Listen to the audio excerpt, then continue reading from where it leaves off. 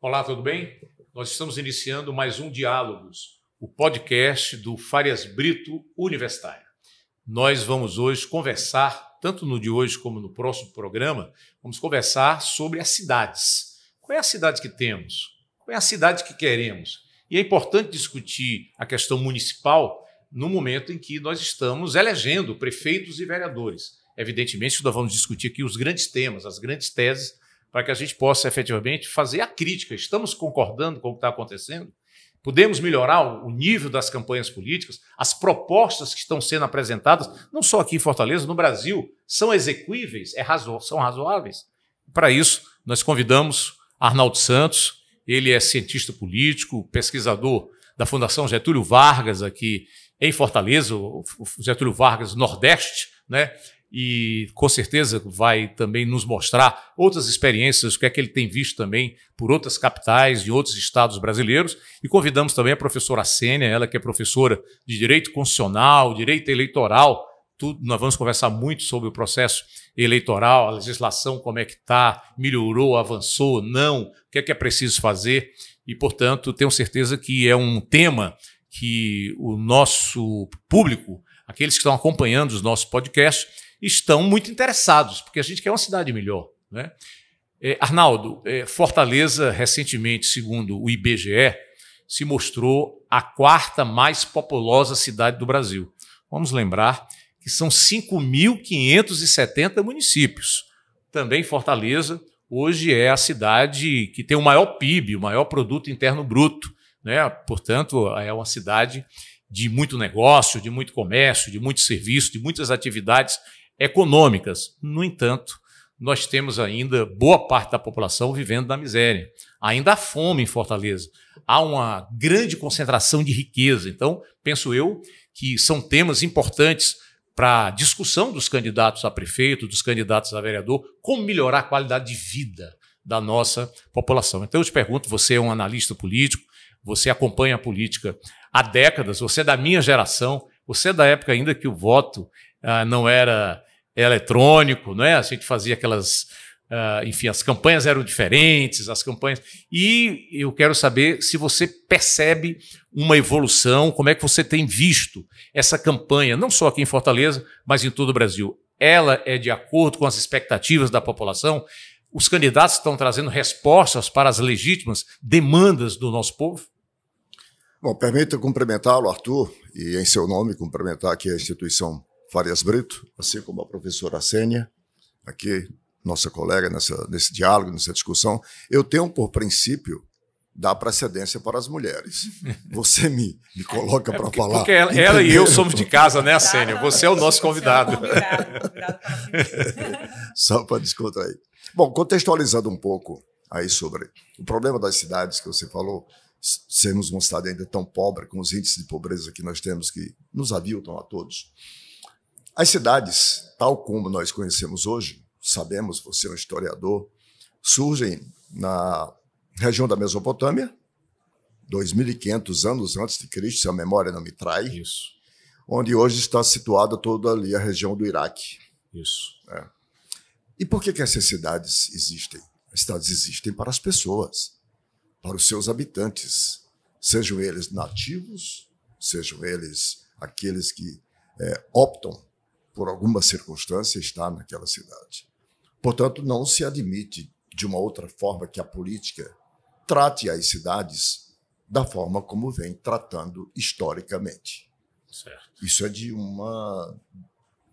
é inadmissível sob quaisquer aspectos que você possa olhar. Fortaleza, você mencionou muito bem ao introduzir a discussão.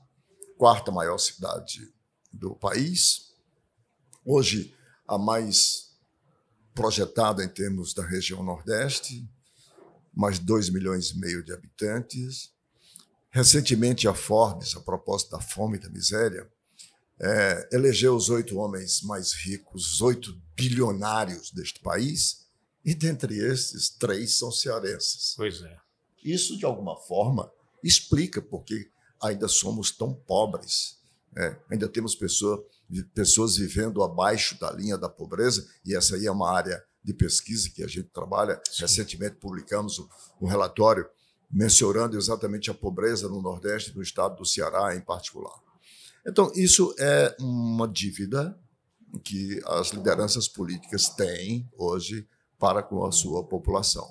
Porque se as cidades existem para as pessoas, é preciso que cuidemos da cidade, mas numa perspectiva que cuidar em áreas em que resulte em melhores condições de vida para a sua população. É lugar comum o que vou dizer aqui, mas a gente não pode desperdiçar. Você tem 2 cidades em Fortaleza. Você tem essa cidade aqui, né? A cidade chamada Grande Aldeota. Grande, né? Pois é. E você tem a cidade Oeste. Oeste e Sul, né? E Sul, com milhares e milhares de CEPs, onde seus habitantes ainda, pasmem, disputam espaços, sobretudo as crianças, com água servida na porta, com os animais que estão por ali. Isso, para mim, é um atestado eloquente de que os políticos, os administradores, falharam no tratamento com essa cidade. Não por acaso, é também nesta cidade oeste, com esses milhares e milhares de CEPs, onde não chegam os serviços públicos essenciais da cidade para as pessoas, que está o maior contingente populacional. Né? Ou seja, aqueles que realmente elegem, dão quórum, segundo se caracteriza pela legislação eleitoral. Estou aqui ao lado de uma professora de direito eleitoral. E por que não se cuida dessas pessoas? Por que não se cuida, quer dizer, desse lado da cidade? Porque aqui onde nós estamos gravando nesse instante, já se tem tudo. E cada vez mais. E isso não é errado. Uhum. Mas se você tem uma cidade com características espaciais que nós temos, você tem que voltar os seus olhos para aqueles que mais necessitam. Perfeito. Não exclui olhar para os que mais necessitam, priorizar os investimentos na área dos que mais necessitam. Isso não exclui não investir onde já tem quase tudo ou tudo. Não exclui. Não são ações excludentes, ao contrário, são ações complementares. O poder público exige para quê? Exige para quê? Não é para promover o bem comum? Então, se é para promover o bem comum, é preciso que olhemos de uma forma diferenciada para aqueles que mais necessitam. É preciso se conscientizar e pôr em prática o conceito segundo o qual tratemos desigual os desiguais na medida e na proporção das desigualdades. Enquanto não internalizarmos isso como um valor, o que nós vamos ver é isso aí. Muito bem. Ok, muito boa reflexão, Arnaldo. E eu vou perguntar aqui para a professora Assênia, já que nós tivemos um grande avanço na legislação eleitoral, não é, Assênia? Sim. Nos últimos anos, se a gente for comparar aí como é que era o Brasil nessa transição do regime militar, a ditadura, para a democracia, a gente vem aperfeiçoando a legislação. Hoje, a lei eleitoral ela trata da organização do processo eleitoral, das campanhas, e eu creio que boa parte da população está muito decepcionada com o nível das campanhas.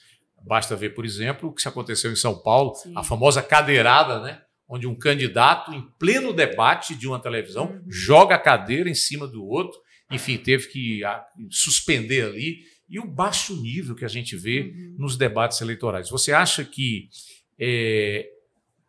os discursos eleitorais estão de acordo com a intenção, o objetivo dessa legislação eleitoral, que, como disse, avançou consideravelmente nos últimos anos? Como é que você vê a legislação e as campanhas eleitorais? Bom dia a todos, né? Agradecer o convite de estar aqui. É sempre bom estar tratando desses temas. Acho que a gente precisa, de fato, discutir política de uma forma leve, de uma forma bem objetiva, de uma forma muito clara.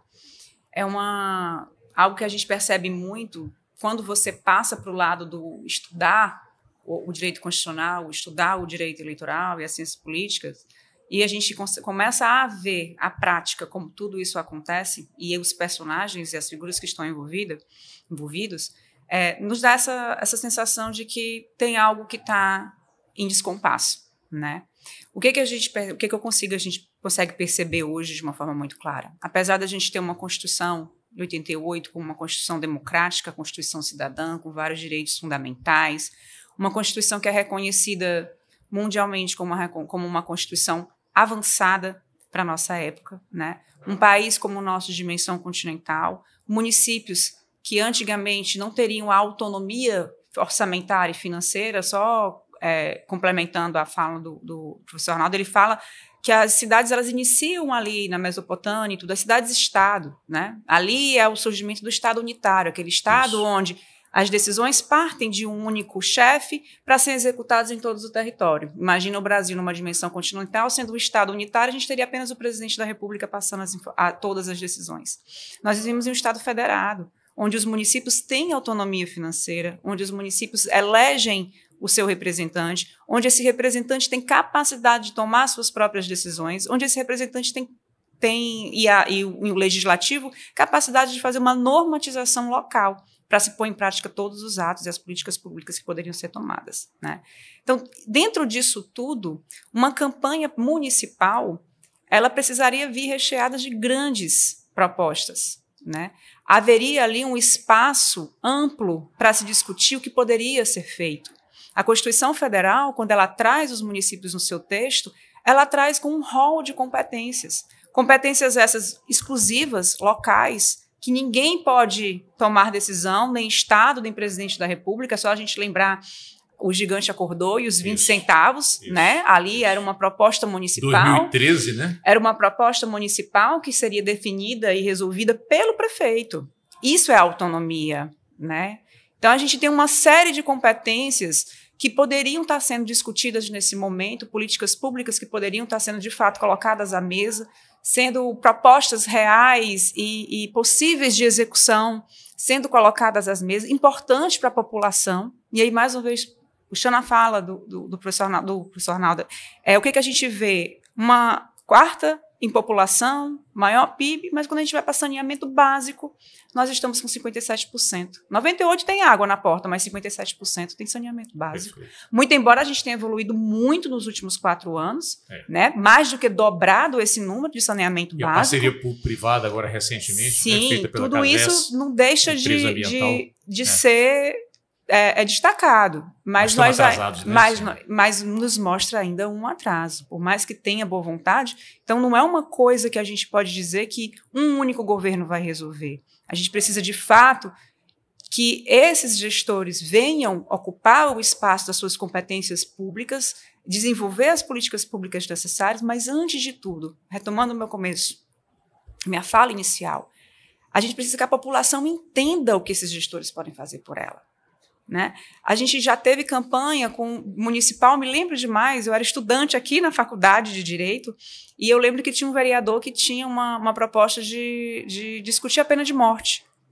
Prefeito nenhum pode discutir isso, ele não tem competência para isso, né? E a gente vê outras propostas atualmente no cenário, não só no de Fortaleza, mas de outras cidades, de candidatos querendo discutir políticas públicas que eles não vão poder implementar.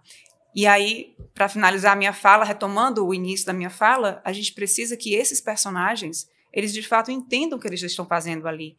E o povo, o público, o eleitor, ele também precisa dessa formação. Perfeito. Nós não temos um eleitor que consegue identificar naquela fala uma fala que, peraí, mas não tem como acontecer. Eles não têm, a maioria desse eleitor, ele não tem um conhecimento que nos possa colocar a segurança de que, por mais demagogo que seja, por mais que a retórica seja boa, por mais que a postura esteja dentro dos arquétipos do orador, aquilo ali não vai ser comprado, porque falta do eleitor também esse conhecimento. Perfeito.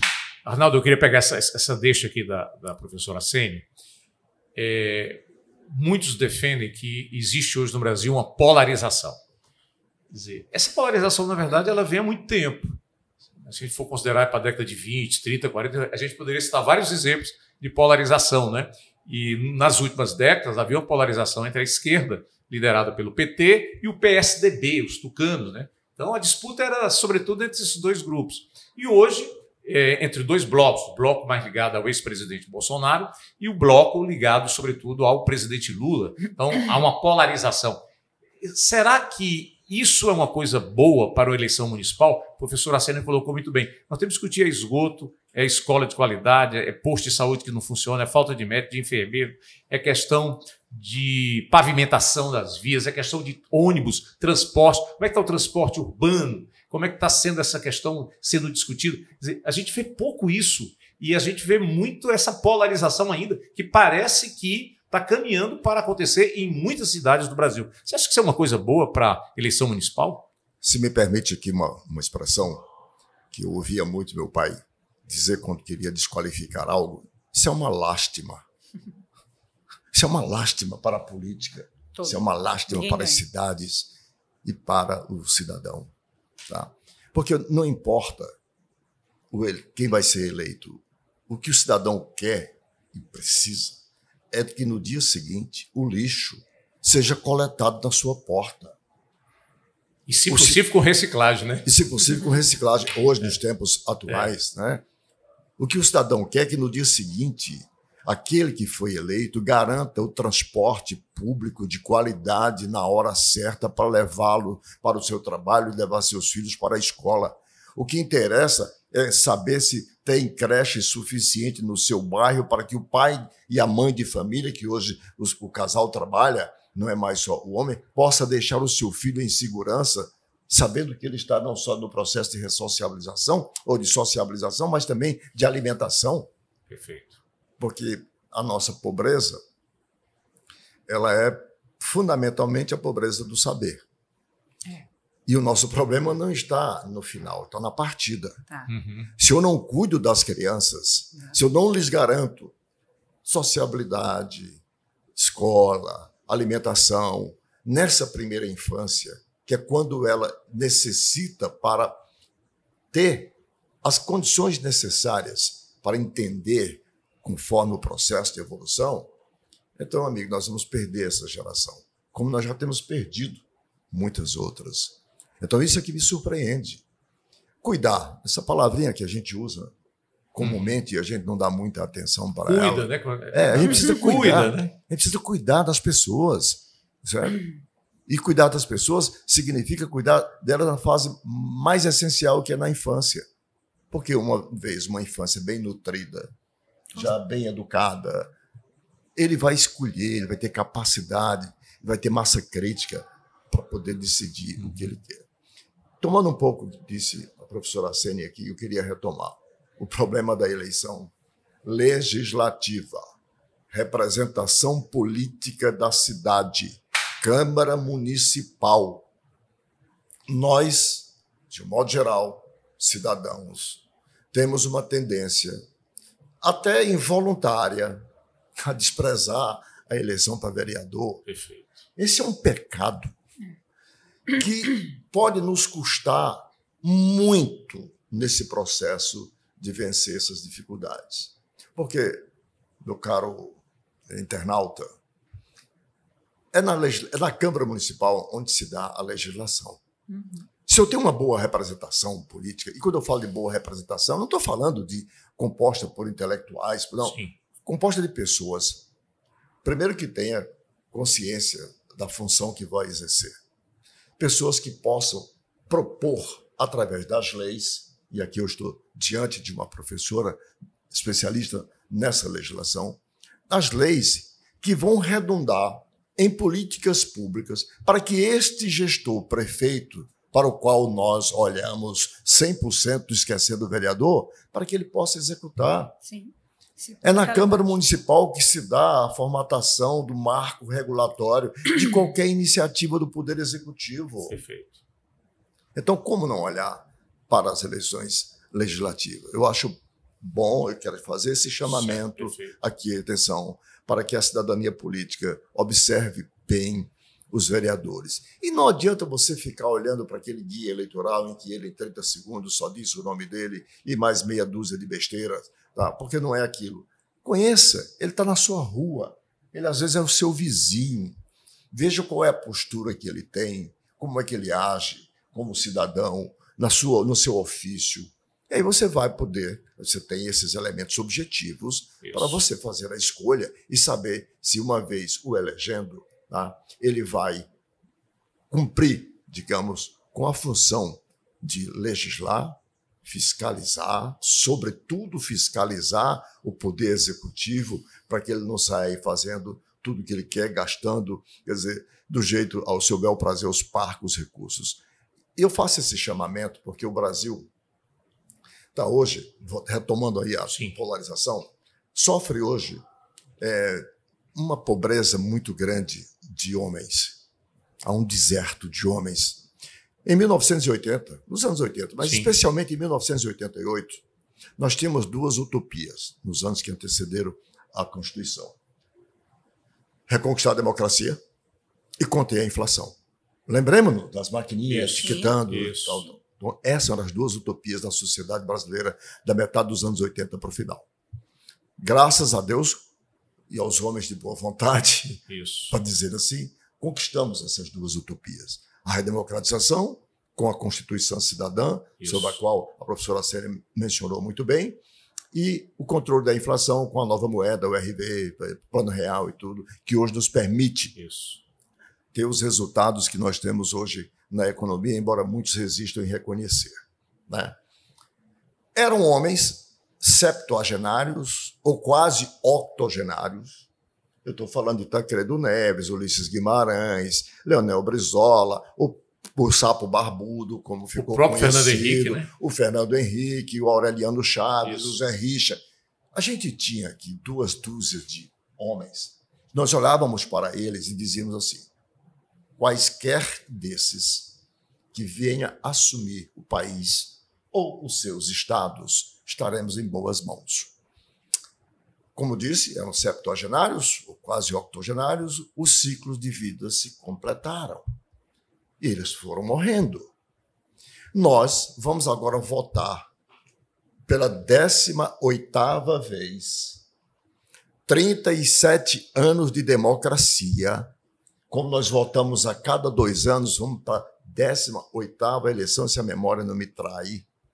O que fizemos com o nosso voto? Eu estou perguntando para o internauta.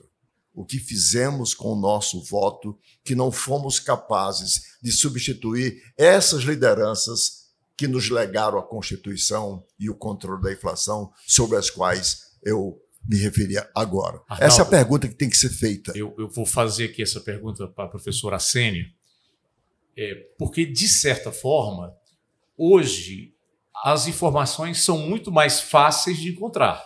Se eu quiser saber sobre Arnaldo Santos, eu entro na internet e sei quase tudo sobre ele. Professora Sênia, se eu entrar na internet, for nas suas redes sociais, eu sei quem você é, o que você pensa, o que você fez, o que você faz. Me parece que hoje o eleitor teria melhores condições de informações para encontrar o melhor candidato para o executivo e para o legislativo, já que a gente está votando para prefeito e para vereador.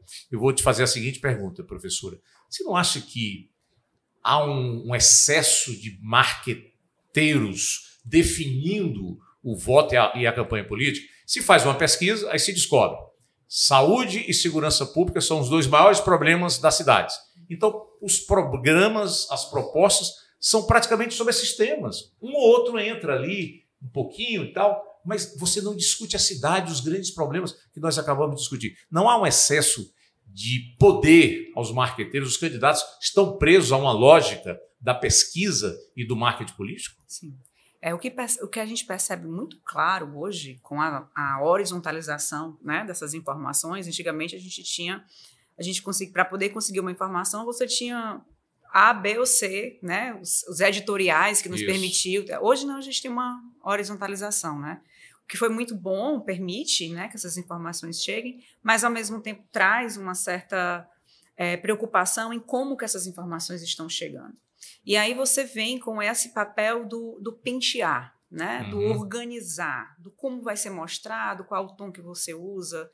Se você parar para poder analisar próprias redes sociais, da mesma forma como você tem pessoas ali, influencers, ganhando dinheiro com publicidade, existem pessoas vendendo seus produtos, né? Cursos muito importantes, mas vários cursos, por exemplo, de oratória. Sim. De como você falar, de como você se vestir, de como você se comportar, o arquétipo que você quer naquele momento desempenhar. O próprio Pablo Marçal fala muito disso. São os influenciadores, né? Sim.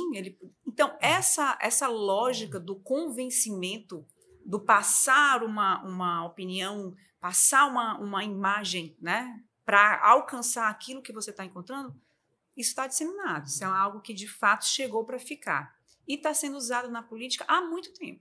Não é de agora. Né? A gente vê aí na própria evolução da figura do político uma figura mais sóbria, bem vestida, mais organizada, um discurso mais apurado. Não é de agora. Né? Sim. Mas as redes sociais potencializam isso daí.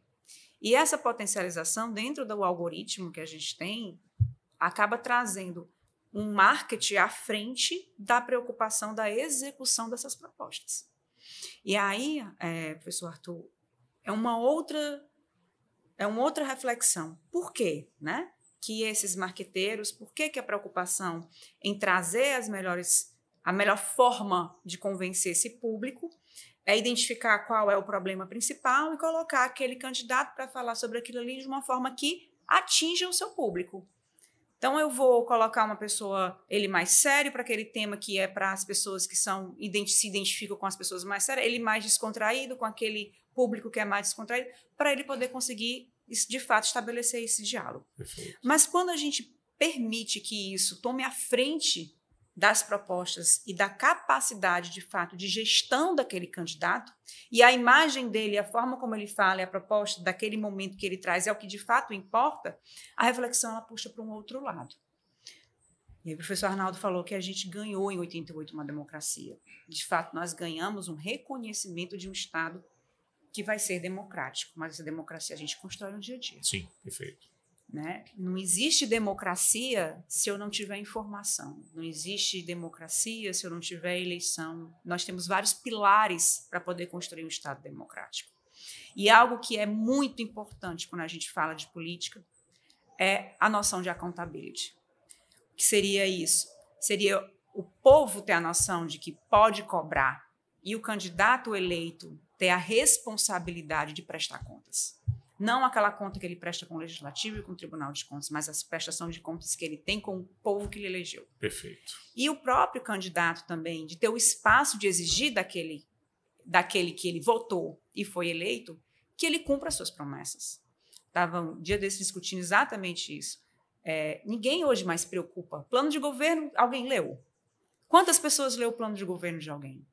Por quê? Porque é para inglês ver. É para o papel, né? É para o papel. Eu vou colocar aqui qualquer coisa, ninguém vai me cobrar se eu fiz ou não fiz.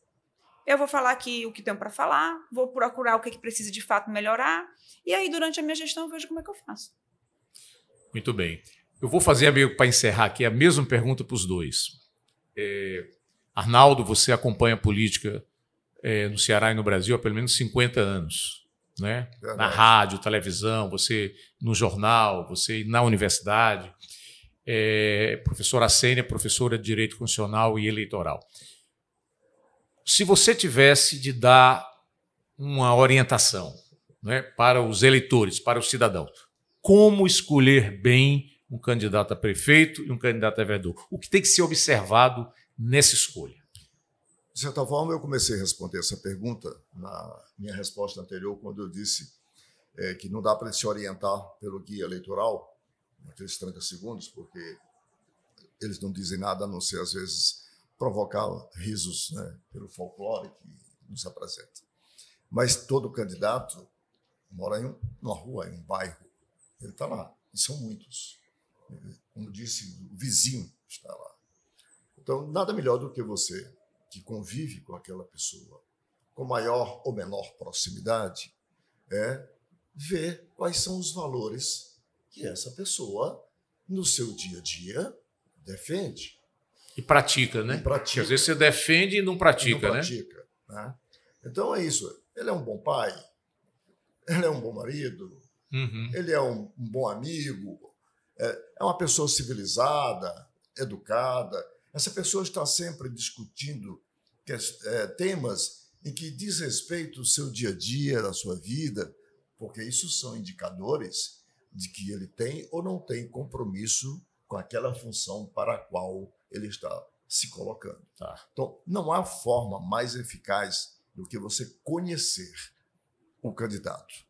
Agora, há um pecado capital do eleitor, que é preciso que nós também tenhamos a coragem de transferir essa responsabilidade. Transferir não, lhe atribuir essa responsabilidade, que é o pouco caso que ele faz dessas coisas. Tudo isso que eu falei aqui é substituído por 2 ou 3 sacos de cimento para consertar a casa.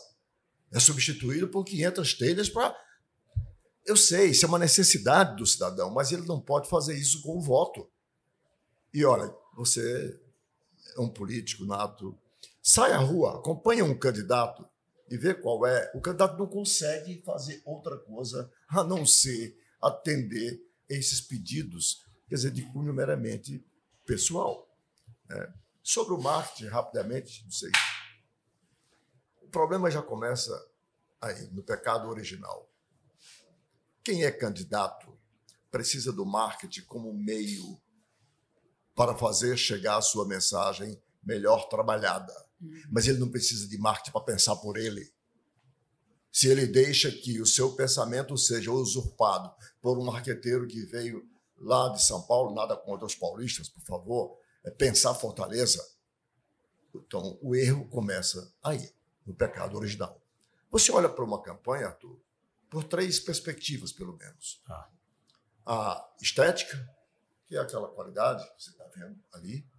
A ética, já aprofundou o grau. A ética é como os candidatos se apresentam, o que eles discutem nos debates, dando a cadeirada, ou é discutindo, por exemplo, o que fazer com a população idosa de Fortaleza. Perfeito. Eu não vi.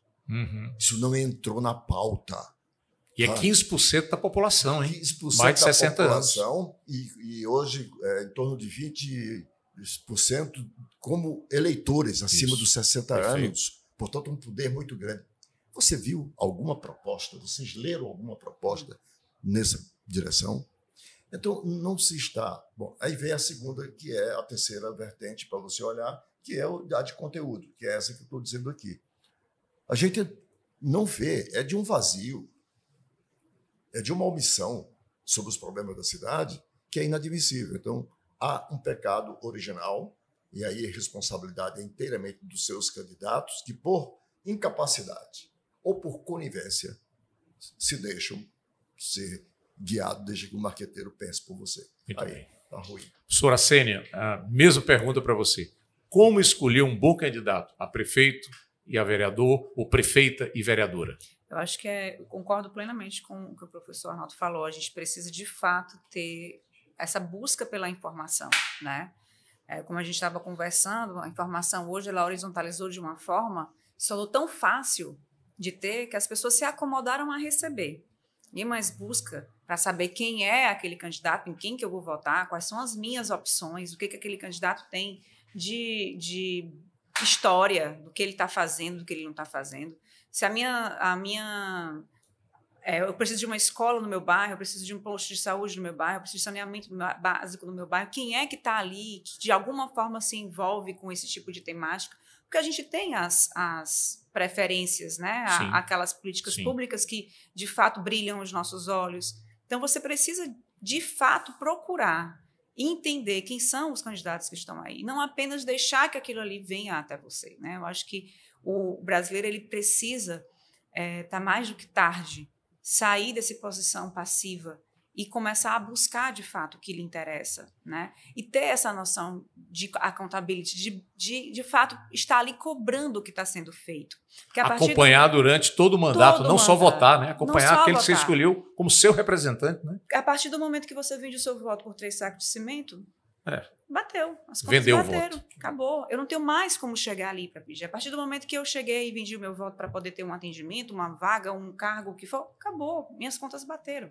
Então, eu preciso mesmo que e aí aquela nossa conversa anterior, que essa formação do eleitor, haja um investimento na formação desse eleitor. Esse eleitor ele precisa ser informado. Ele precisa entender o seu papel dentro do nosso Estado, dentro da nossa democracia, dentro do nosso sistema político. Enquanto a gente tiver esses eleitores ainda nessa sombra, né, nesse limbo, sem saber de fato qual é o seu papel, a importância desse papel e as consequências do não desempenho desse papel, a gente vai continuar vendo o que a gente está. Muito bem. Diga, Arnaldo. Só para encerrar aqui, tem uma outra questão como informação.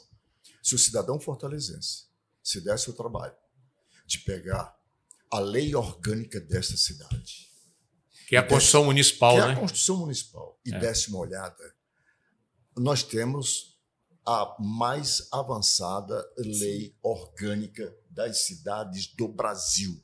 Eu afirmo porque eu conheço, esse é objeto de estudo meu. O que nós temos de dispositivos lá, que dão ao cidadão, o que a professora Sênia acabou de dizer, como instrumento para ele interferir diretamente nas políticas, tanto nas propostas a partir da Câmara Municipal, capacidade de propor projeto de lei. De iniciativa popular. Poucas vezes utilizada, né? Poucas vezes, entendeu? Então nós temos que sair também desse marasmo, né? Por isso que eu estou dizendo, vamos transferir um pouco a responsabilidade para o cidadão. O cidadão tem muita responsabilidade sobre isso. Essa omissão não pode continuar. Os instrumentos legais estão dados. Acabei de mencionar aqui a lei orgânica, corroborada aqui pela professora Sênia. Então, é preciso que nós olhemos para isso. Né? Perfeito. Porque, do contrário, já que há uma omissão dos partidos... Né? Isso. Os partidos deveriam estar formando também, né? Os deveriam estar formando. Tanto os candidatos como os eleitores. Se omitem completamente. É verdade. Né? Aí o sujeito não tem militância nenhuma partidária, nunca leu o estatuto do partido, se filia para cumprir com a formalização que lhe é obrigado. Perfeito. O destino muito bom. Estado é uma lástima. Eu queria agradecer aqui a Arnaldo, queria agradecer a você, nossa professora de Direito, né? Foi muito importante a participação de vocês e a Sênia. E no próximo programa nós vamos também conversar sobre as cidades com Fausto Nilo, um grande arquiteto urbanista dos maiores do Brasil, e é uma pessoa que vai também dar uma sua contribuição sobre qual é a cidade que precisamos, qual o futuro das cidades no Brasil. Espero que você tenha gostado desse nosso podcast, desse nosso debate. Na próxima semana será um tema de importância para o Ceará e para o Brasil, ok? Dessa forma a gente se encerra aqui o nosso podcast de hoje, do Diálogos do Farias Brito Centro Universitário. Até lá, boa semana para vocês.